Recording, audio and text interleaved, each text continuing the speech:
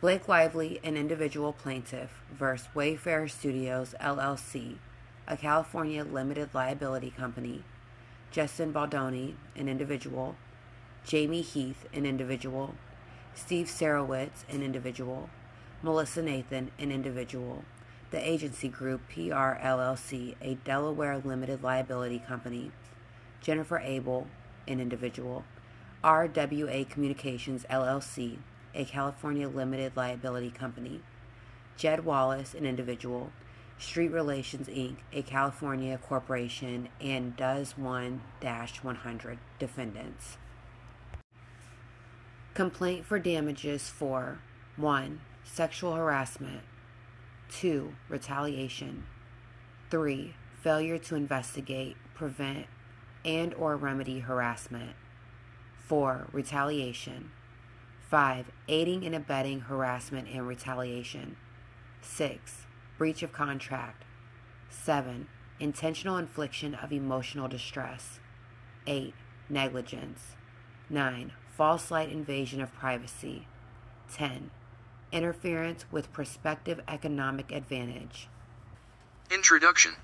On January 4th, 2024, prior to resuming filming of It Ends With Us, the film, 3 following guild strikes, an all-hands meeting was convened to address hostile work environment that had nearly derailed production of film. Attendees of meeting included 1. Justin Baldoni, who is the co-chairman and co-founder of Wayfarer Studios, the owner of film, as well as the director, executive producer, and actor in the lead role of Ryle Kincaid. 2. Jamie Heath, the chief executive officer of Wayfarer and producer of the film. 3. Ange Giannetti, the film's representative for its distributor Sony Pictures Entertainment. 4. Alex Sachs, a producer on the film. 5. Todd Black, a producer on the film. And 6. Blake Lively, who played the role of Lily Bloom in the film. Ms. Lively also had the 10 agreed upon right to have a representative present. She chose her husband, given that the meeting was 11 about repeated sexual harassment and other disturbing behavior by Mr. Baldoni and Mr. Heath. 2. As discussed in detail below, Ms. Lively was forced to address concerns about Mr. Baldoni and Mr. Heath's misconduct with them directly, and began doing so months before filming began. The concerns she raised were not only for herself, but for the other female cast and crew, some of whom had also spoken up. The January 4th meeting occurred only after Wayfarer had rebuffed Ms. Lively's efforts. During the January 4th meeting, the parties discussed in detail the inappropriate conduct that Ms. Lively, her employees, and other cast and crew experienced at the hands of Mr. Baldoni and Mr. Heath. After the list below was reviewed and discussed in its entirety, all parties present agreed. 28. That the outlined conduct would cease. 1. No more showing nude videos or images of women, including producer's wife to IBL, and / or her employees. 2. No more mention of Mr. Baldoni's or Mr. Heath's previous pornography addiction, or BL's lack of pornographic consumption to BL or to other crew members. 3. No more discussions to BL and / or her employees about personal experiences with sex, including as it relates to spouses or others. 4. No more mention to BL or her employees of personal times that physical consent was not given in sexual acts, as either the abuser or the abused. 5. No more descriptions of their own genitalia to BL. 6. No more jokes or disparaging comments to be made to BL and / or her employees about HR complaints Wayfarer has already received on set, or about missing the HR meeting. 7. No more inquiries by Mr. Baldoni to BL trainer without her knowledge or consent to disclose hair weight. 8. No more mention by Mr. Baldoni of him speaking to BL's dead father. 9. No more pressing by Mr. Baldoni for BL to disclose her religious beliefs or unsolicited sharing of eyes. 10. If BL and / or her infant is exposed to COVID again, BL must be provided with immediate notice as soon as Wayfarer or any other producers become aware of such exposure without their needing to uncover days later herself. 11. An intimacy coordinator must be present at all times when BL is in set-in scenes with Mr. Baldoni. 4. 12. No more personal, physical touching of, or sexual comments by Mr. Baldoni or Mr. Heath to be tolerated by Bland / or any of her employees, as well as any family cast or crew without their express consent. 13. No more improvising of kissing. All intimate touch must be choreographed in advance with bland and intimacy coordinator. No biting or sucking of lip without BL consent. In all intimate on-camera touch and conversations must be, in character, not spoken from Mr. Baldoni to BL personally. 14. BL to have a representative on set at all times and with a monitor during scenes involving nudity, sexual activity, or violence with Mr. Baldoni. 15. All actors participating with BL in intimate scenes involving her being in any state of nudity or simulated nudity must be classified as active, working actors, not friends of director or producers, and must be pre-approved by BL. 16. No more filming of any BL nudity without a fully executed, SAG-compliant nudity rider in place. Any such footage already shot without this rider in place and in direct violation of SAG requirements may not be used without BL's and their legal representatives' prior, written consent. 17. Any scene by BL, or another performer depicting the character of Lily, that involves nudity or simulated sex must be conducted strictly in accordance with the above-referenced nudity rider and must adhere to the BL-approved script. 18. An intimacy coordinator must be on set for all scenes involving nudity and or simulated sex and must have a monitor to ensure compliance. 19. No monitors to be viewed or accessible on set, or remotely, during closed set scenes except by BL-approved essential crew and personnel. 20. No more entering, attempting to enter, interrupting, pressuring, or asking BL to enter her trailer or makeup trailer by Mr. Heath or Mr. Baldoni while she is nude, for any reason. 21. No more private, multi-hour meetings in BL's trailer, with Mr. Baldoni crying with no outside BL-appointed representative to monitor. 22. No more pressing by Mr. Baldoni to sage any off-blues employees. 23. Producer Alex Sixto be given standard rights, inclusion, and authority per her job description and OSH represented to BL when signing an. 24. Sony must have an active, daily role in overseeing physical production for the remainder of the film to monitor safety forecast and crew schedule, logistics, problem solving and creative. 25. Engagement of an experienced producer to supervise the safety of cast and crew, schedule, logistics, problem solving and creative for the remainder of shoot. Examples: Todd Lieberman, Elizabeth Cantillon, Miri Yoon, Lynette Howell. 26. Engagement of a BL approved, A-list stunt double to perform Lillian scenes with Mr. Baldoni involving rape and or violence. BL to perform only close-up worker work from a BL pre-approved shot list in scenes with Mr. Baldoni involving sexual violence. 27. No more adding of sex scenes, oral sex, or on-camera climaxing by BL outside the scope of script BL approved when signing on to the project. 28. No more asking or pressuring BL to cross physical picket lines. 29. No more retaliatory or abusive behavior to BL for raising concerns or requesting safeguards. 30. An in-person meeting before production resumes with Mr. Baldoni, Mr. Heath, Ms. Sachs the Sony representative, the new producer, BL, and BL's spouse Ryan Reynolds to confirm and approve a plan for implementation of above that will be adhered to for the physical and emotional safety of BL, her employees and all the cast and crew moving forward. This meeting was an essential step in a process the parties had agreed to several months before to allow the cast and crew to safely resume production of the film. In mid-November 25, 2023, the parties had agreed in writing to implement a list of protections enumerated in a contract entitled 26, Protections for Return to Production, attached hereto as Exhibit A, which included 17 provisions. 27 designed to require Wayfarer to cease the on-set behavior of Mr. Baldoni and Mr. Heath. 1 off-house.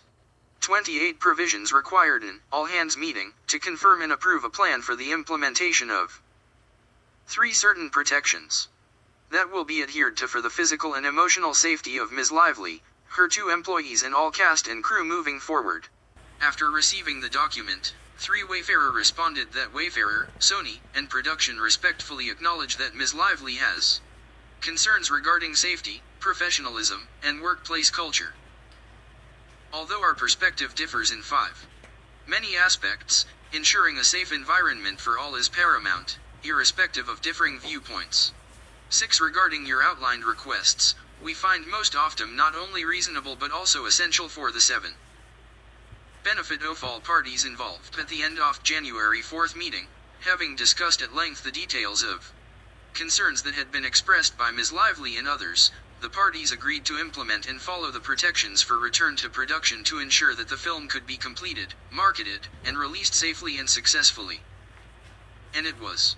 Production of the film resumed on January 5th, and concluded on February 9th, 2024. The film has been a resounding success. Leading up to and in connection with the release of the film, during the summer of 2024, Ms. Lively and fellow cast members promoted the film in accordance with the marketing plan created and delivered by the film's distributor Sony, which is summarized in the talking points attached hereto as Exhibit C. Ms. Lively and other cast members were under a contractual obligation to render promotional services in accordance with the marketing plan. The marketing plan directed the cast to focus more on Lily's strength and resilience as opposed to describing the film as a story about domestic violence, and to avoid talking about this film that makes it feel sad or heavy sick. It's a story of hope. See Exhibit C at 2.2. In the days leading up to the film's release, Mr. Baldoni abruptly pivoted away from the film's marketing plan and the types of publicity activities in which he had previously participated. What the public did not know was that Mr. Baldoni and his team did so in an effort to explain why many of the film's cast and crew had unfollowed Mr. Baldoni on social media and were not appearing with him in public. To that end, he and his team used domestic violence, survivor content, to protect his public image, as described in further detail below. See 83 to 88. WAYFARER ultimately confirmed its obligation to abide by all of the protections for return to production in a contractual rider executed on January 19, 2024, which is attached hereto as Exhibit B2. Mr. Baldoni himself launched the marketing plan by hosting the first press event in early May 2024, a month before any other cast did any promotion of the film. 8. What the public also did not know was that this was the beginning of a multi-tiered 2, 3, 4, 5 plan that Mr. Baldoni and his team described as social manipulation, designed to destroy Ms. Lively's reputation. That plan was backed by virtually unlimited resources.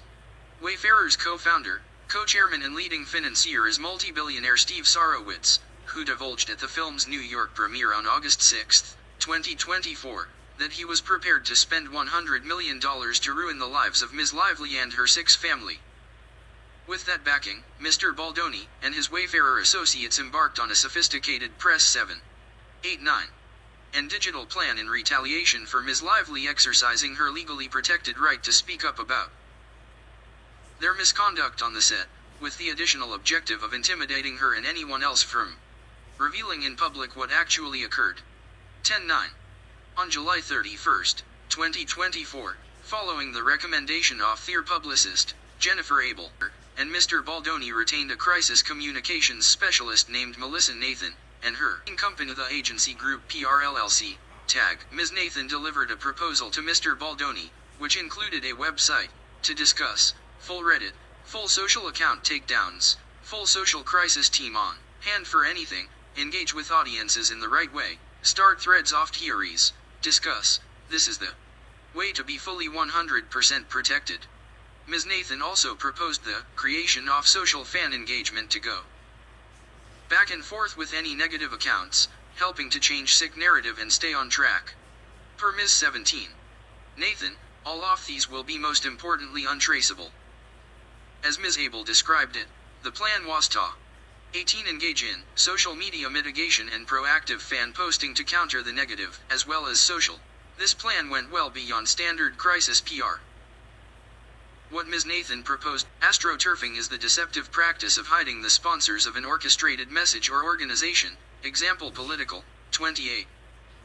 Advertising, religious, or public relations, to make it appear as though it originates from, and is supported by, unsolicited grassroots participants. It is a practice intended to give the statements or organizations credibility by withholding information about key sources' financial backers. On August 2, 2024, TAG circulated a scenario planning document to Mr. Baldoni, Mr. Heath, and others, which described preparations and strategy should Ms. Lively and her team make her grievances public, the scenario planning document, and is attached hereto as Exhibit D.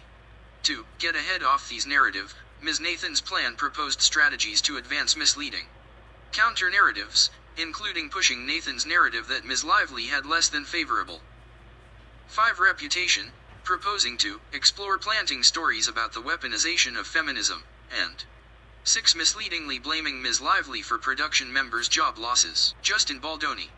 Morning, not in love with the document they sent. Not sure I'm feeling the protection I felt on the call. This is the first time I've personally gone through scenario planning with them, so I think let's let them discuss hey thinking behind the document and the actual process and protocol of how they implement these things. That sthe most important part of these issue. Quickly they can shut things down and place stories in your favor. Be honest on this call and let's give real feedback to each point. Justin Baldoni. Yeah, just feels very much like there is not much defense and also them feeling strong like she's going toe to something just a bit concerning whatever you had originally thought. I'm Sage. Initially, Mr. Baldoni expressed concerns that Tag's written plan was insufficiently aggressive to protect him. Writing to Mr. Heath and Ms. Abel, he said he was not in love with the document they sent. Not sure I'm feeling the protection I felt on the call with Ms. Nathan and her colleagues. In response, Mr. Heath attempted to reassure Mr. Baldoni that they had found the 4,626 right people for his campaign. In Mr. Heath's words, the most important part of these is how quickly they can shut things down and place stories in your favor. Later that day, Ms. Abel and Ms. Nathan exchanged the following text messages. 2 expressing that Mr. Baldoni wants to feel like Ms. Lively can be buried. Ms. Abel and Ms. Nathan. 3 agreed that, of course, they would do just that, but could not say so in writing. We can't write it down. 4 to him. We can't write we will destroy her. Imagine if a document saying all the things that he wants. 5 ends up in the wrong hands. Jennifer Abel, owner, Melissa Nathan. 80. 10 You can of course do that, but I do think he needs to know. I'm going to confidentially send you something he's texting me and Jamie in the side just to arm you before this call. I think you guys need to be tough and show the strength of what you guys can do in these scenarios. He wants to feel like she can be buried. Priority, normal.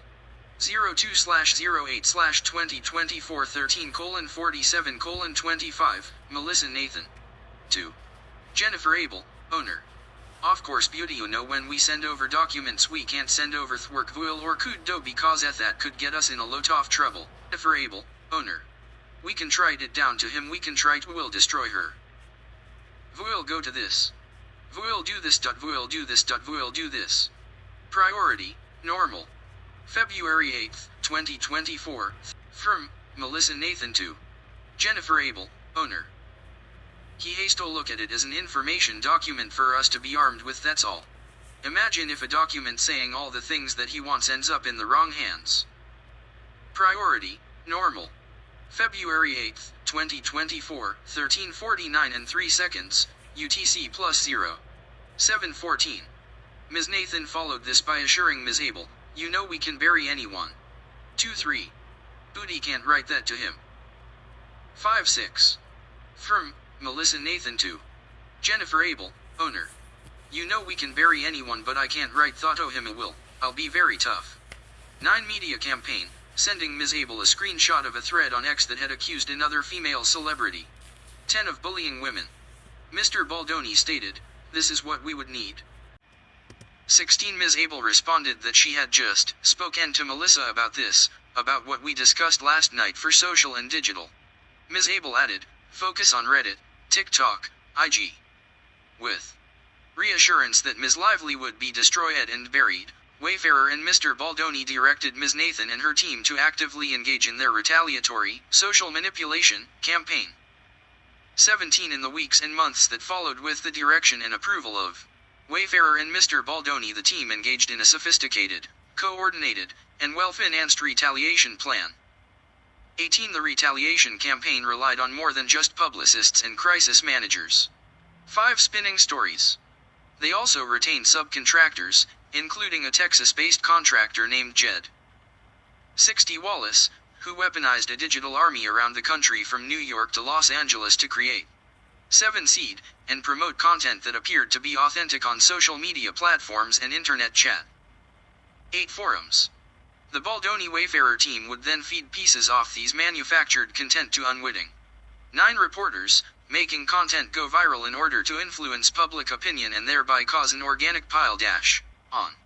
To safeguard against the risk of Ms. Lively ever revealing the truth about Mr. Baldoni, the Baldoni Wayfarer team created, planted, amplified, and boosted content designed to eviscerate Ms. Lively's credibility. They engaged in the same techniques to bolster Mr. Baldoni's credibility and suppress any negative content about him. On August 10th, the day after release of film, Ms. Nathan's team reported that 19 they had started to see shift on social, due largely to Jed and his team's efforts to shift the narrative against Ms. Lively. From, to Jennifer Abel, owner. Hidium so far extremely limited pick up on Daily Mailer page 6. We'll continue to keep an eye out and send pieces as needed, but so far it's been steady coverage on pure speculation. We've also started to see a shift on social, due largely to Jed and his team's efforts to shift the narrative towards shining a spotlight on Blake and Ryan. Again we'll continue to send links and screenshots but wanted to send an update in the meantime. Priority normal. That same day, Ms. Nathan noted that as part of these shift, he majority of socials 2023 are so pro Justin and I didn't even agree with half of them sick lol. 2424-25 from, to Melissa Nathan Jennifer Abel, owner. 26 The majority of socials are so pro Justin and I don't even agree with half of them lol. Priority normal. 21 Ms. Nathan then bragged to Ms. Abel that Mr. Baldoni doesn't realize how lucky 2-3 he is right now, by which they were referring to their successful efforts to shut down stories that would have revealed how Mr. Baldoni's behavior including sexual connotations on set had made cast and crew 4 beyond Ms. Lively uncomfortable. Less than 1 week later, they again bragged about how they had shut down stories 14 regarding HR complaints on set. On August 15, 2024, Melissa Nathan remarked that this went so well 15-16. It was genius. So okay, we have the 4 majors standing down on HR complaint. 8-3 On August 16, Ms. Nathan circulated a Daily Mail article entitled String of Hard to watch videos that have surfaced following tone-deaf Q&A to promote It Ends With Us could tarnish 36-year-old star's golden Hollywood image for good, to which Ms. Abel responded, "Wow. You're really 4 5 6 7 8 0 10 outdid yourself with this piece," and Ms. Nathan replied, "That's why you hired me, right? I'm the best." As their own words reveal, the purpose of these social manipulation plan was to 24 sixfold. It aimed to both a. conceal the pattern of harassment and other misconduct by Mr. Baldoni, Mr. 7 Heath, and Wayfarer, and b. retaliate against Ms. Lively by battering her image, harming her businesses, and causing her and her family severe emotional harm. Millions of people, including many reporters and 9 influencers, who saw these planted stories, social media posts, and other online content had no idea they 10 were unwitting consumers of a crisis PR, astroturfing, and digital retaliation campaign created and funded 11 by Mr. Baldoni and Wayfarer to hurt Ms. Lively. That is precisely the goal of an astroturfing campaign. 12 to light the fire and continue to stoke conversations secretly, blurring the line between authentic and 13 manufactured content, and creating viral public takedowns. 14 as laid out in this complaint, the Baldoni Wayfarer-led public attack of Ms. Lively was the intended result of a carefully crafted, coordinated, and resourced retaliatory scheme to silence her, 16, and others, from speaking out about the hostile environment that Mr. Baldoni and Mr. Heath created. As 17. Such, it was not only unconscionable and a breach of contract, but also illegal under both state and federal 18 law. Ms. Lively brings this action to hold Wayfarer and its leaders, Mr. Baldoni, Mr. Heath, and Mr. 19 Sarowitz, accountable for the ongoing retaliation threats and harm they have caused Ms. Lively, other cast and crew and all of their families. Factual background: Justin Baldoni and Jamie Heath of Wayfarer engage in inappropriate and unwelcome Behavior toward Ms. Lively and others on the set of It Ends With Us. Mr. Baldoni launched Wayfarer Studios along with Mr. Sarowitz in 2020. Mr. 25 Heath serves as Wayfarer's Chief Executive Officer. Mr. Sarowitz is a leading financier of Wayfarer. Mr. Heath and Mr. Baldoni are all close personal friends. Under the Wayfarer banner, Mr. Baldoni and Mr. Heath have many platforms, including the Man Enough podcast, which they co-host. Mr. Baldoni, too, and Mr. Heath have positioned Wayfarer as a male feminist platform that explores gender roles, 3 dismantles toxic masculinity, and creates a safer and judgment-free society for women. Even Mr. Baldoni serves not only as the co-founder and co-chairman of Studio that 5 financed and ran production on It Ends With Us, he also served as director, executive producer, and co-6 lead actor playing the role of Ryle Kincaid. As studio head and director, all actors, crew, and staff on 7. The film including Ms. Lively answered to Mr. Baldoni. In his words, he was the leader who sat at 8-9 the top of this totem pole while Sony was the distributor releasing the film. Wayfarer was 10 responsible for the production, and Wayfarer was led by Mr. Baldoni and Mr. Heath. 11/28. Production of the film began in early May 2023, and lasted until it was suspended 12. In mid-June 2023 due to the Writers Guild of America, UGA, strike. 13 During that time, Ms. Lively and other cast and crew experienced invasive, unwelcome, unprofessional, and sexually inappropriate behavior by Mr. Baldoni and Mr. Heath.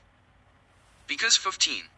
Mr. Baldoni and Mr. Heath held all leadership positions on the production, they answered to no one, and 17 brushed off or ignored the concerns Ms. Lively and others expressed. Mr. Baldoni ignored well-established industry protocols in filming intimate scenes, and exploited the lack of controls on set to behave inappropriately. Wayfarer failed to adhere to guild rules, as well as Ms. Lively's contract on standard industry safety protocols with respect to nudity and intimate scenes, which the Screen Actors 22 Guild and the American Federation of Television and Radio Artists, SAG-AFTRA, acknowledges 23 place performers in uniquely vulnerable situations. 6 such safeguards ignored by Wayfarer include providing performers with appropriate notice of nudity and simulated sex and ensuring that consent is given free of pressure or coercion. 2. Signed nudity riders are in place, spelling out the parameters of nudity or simulated sex scenes. 3. Safe and secure working conditions that are not detrimental to a performer's health, safety, morals, and career. And 4. The use of intimacy coordinators to observe 1-2 intimate scenes. Without these protections in place, Mr. Baldoni improvised physical intimacy that had not been rehearsed, choreographed, or discussed with Ms. Lively, with no intimacy coordinator involved. For instance, Mr. Baldoni discreetly bit and sucked on Ms. Lively's lower lip during a scene in which he improvised numerous kisses on each take. Mr. Baldoni insisted on shooting the full scene over and over again, well beyond what would have been required on an ordinary set, and without advance notice or consent.